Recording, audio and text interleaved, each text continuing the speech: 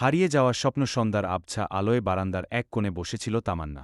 তার সামনে রাখা এক কাপ চা ঠান্ডা হয়ে গেছে, কিন্তু সে খেয়াল করেনি। দৃষ্টিটা হারিয়ে গেছে দূরের আকাশের দিকে। আজকের দিনটা তার জীবনের সবচেয়ে কষ্টের দিনগুলোর একটি। 5 বছর আগের কথা। 5 বছর আগের কথা।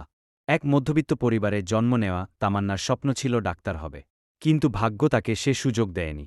বাবা ছিলেন একজন স্কুল শিক্ষক, মায়ের ছোট একটা কুটির শিল্পের কাজ ছিল। অনেক কষ্ট করে তারা তামান্নাকে পড়াশোনা করিয়েছিলেন।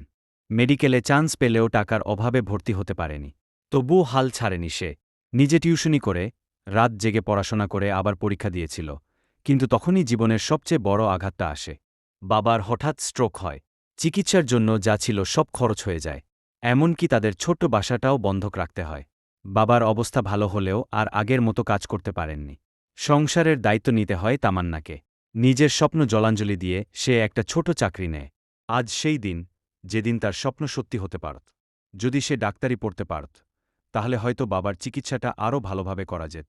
হয়তো সে আজ একজন ডাক্তার হতো। কিন্তু সব সম্ভাবনা কোথায় যেন হারিয়ে গেছে। চায়ের কাপটা হাতে নিয়ে এক চুমুক দেয় তামান্না। তার চোখে পানি জমে উঠলেও হাসে। কারণ এই কষ্টের মাঝেও সে পরিবারের পাশে দাঁড়িয়েছে, বাবাকে বাঁচিয়েছে। স্বপ্ন হারিয়ে গেলেও ভালোবাসা তো থেকে গেছে। সেই ভালোবাসাই তাকে বাঁচিয়ে রাখবে, এগিয়ে নিয়ে যাবে নতুন স্বপ্নের পথে। গল্পটি ভালো লাগলে লাইক, কমেন্ট, শেয়ার দিয়ে পাশে থাকবেন। আর চ্যানেলটি সাবস্ক্রাইব করতে ভুলবেন না।